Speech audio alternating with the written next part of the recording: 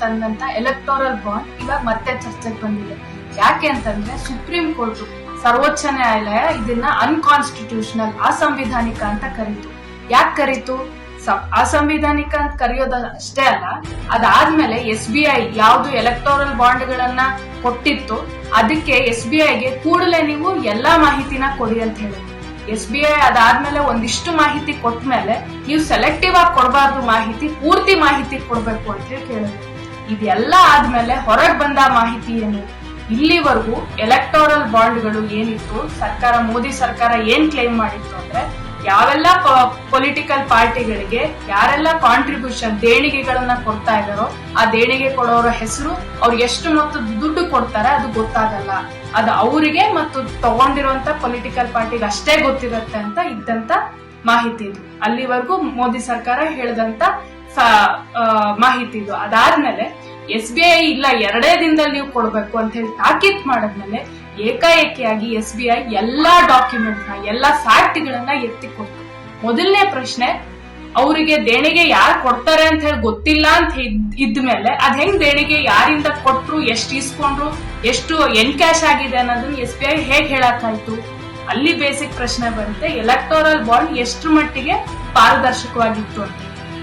ಎರಡನೇ ಪಾಯಿಂಟ್, ಆ ಪಾರದರ್ಶಕತೆ ಪ್ರಶ್ನೆ ಬಂದಾಗ್ಯೂ ಕೂಡ ನೆಕ್ಸ್ಟ್ ಬಂದಿದ್ದು ಎಷ್ಟು ಮೊತ್ತ ಅದರಿಂದ ಎನ್ಕ್ಯಾಶ್ ಆಗಿದೆ.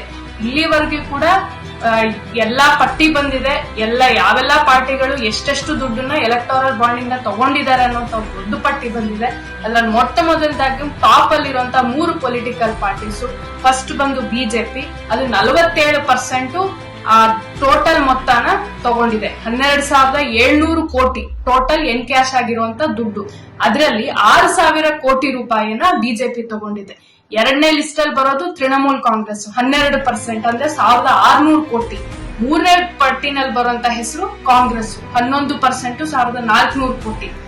ಎಲ್ಲ ಹಣ ಬಂದಿದ್ದು, ಅವ್ರು ತಗೊಂಡಿದ್ದು, ಇದೆಲ್ಲ ಒಂದ್ ಕಡೆ ಆದ್ರೆ, ಎರಡನೇ ಪ್ರಶ್ನೆ ಮತ್ತೆ ಹಲವಾರು ಜನ ಎತ್ತಾ ಇರೋದು ಅಷ್ಟೇ ಅಲ್ಲ, ಇದನ್ನ ಫ್ರಾಡ್ ಅಂತ ಕರಿತಾ ಇರೋದು, ಸ್ಕ್ಯಾಮ್ ಅಂತ ಕರಿತಾ ಇರೋದು. ಯಾಕೆ ಅಂತಂದ್ರೆ ಯಾರೆಲ್ಲ ದೇಣಿಗೆ ಕೊಟ್ಟಿದ್ದಾರೆ ಅದರಲ್ಲೂ ಫಸ್ಟ್ 30 ಕಂಪನಿಗಳ ಲಿಸ್ಟ್ ಅಲ್ಲಿ ಬರುವಂತ ಫಸ್ಟ್ 30 ಕಂಪನಿಗಳ ಪಟ್ಟಿಯಲ್ಲಿ 14 ಜನರ ಮೇಲೆ IT ರೇಡ್ಗಳಾಗಿದೆ. ಅಂದ್ರೆ ಇಲ್ಲಿ ಮತ್ತೆ ಜನ ಪ್ರಶ್ನೆ ಮಾಡ್ತಿದ್ದಾರೆ, ಯಾರ ಕಡೆಯಿಂದ ದೇಣಿಗೆ ಇಸ್ಕೊಂಡಿದ್ದಾರೆ, ಯಾರಿಂದ ದೇಣಿಗೆನ ಪಡ್ಕೊಂಡಿದ್ದಾರೆ, ಆ ಕಂಪನಿಗಳು, ಎಷ್ಟೋ ಕಂಪನಿಗಳು ಇತ್ತೀಚೆಗೆ ಶುರುವಾದಂತಾಗಿರ್ಬೋದು ಅಥವಾ ಇತ್ತೀಚೆಗೆ ಅವುಗಳ ಮೇಲೆ IT ರೈಡ್ ಆಗಿದ್ದಂತಹ ಕಂಪನಿಗಳಾಗಿರ್ಬೋದು.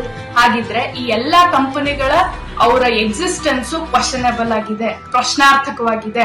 ಹಾಗಿದ್ರೆ ಈ ಪ್ರಶ್ನಾರ್ಥಕವಾಗಿರುವಂತಹ ಕಂಪನಿಗಳು ಅವರ ಚಲನವಲನಗಳ ಹಿನ್ನೆಲೆಯಲ್ಲಿ ಇಷ್ಟೆಲ್ಲ ಅಮೌಂಟ್ ಬಂದು ಸೇರಿದದ್ದು ಈ ಪೊಲಿಟಿಕಲ್ ಪಾರ್ಟಿಗಳಿಗೆ ಯಾವ ರೀತಿ? ಅದರಲ್ಲೂ ಆಡಳಿತದಲ್ಲಿರುವಂತ BJPಗೆ ಅತ್ಯಂತ ದೊಡ್ಡ ಪ್ರಮಾಣದ ದುಡ್ಡು ಬಂದು ಸೇರಿರುವುದು ಪ್ರಶ್ನಾರ್ಥಕ ಅಂತ ಹೇಳಿ ಬಹಳಷ್ಟು ಜನ ಕೇಳ್ತಾ ಇದ್ದಾರೆ. ಅಷ್ಟೇ ಅಲ್ಲ, ಸುಪ್ರೀಂ ಕೋರ್ಟ್ ಕೂಡ ಇದನ್ನ ಪ್ರಶ್ನೆ ಮಾಡ್ತಾರೆ.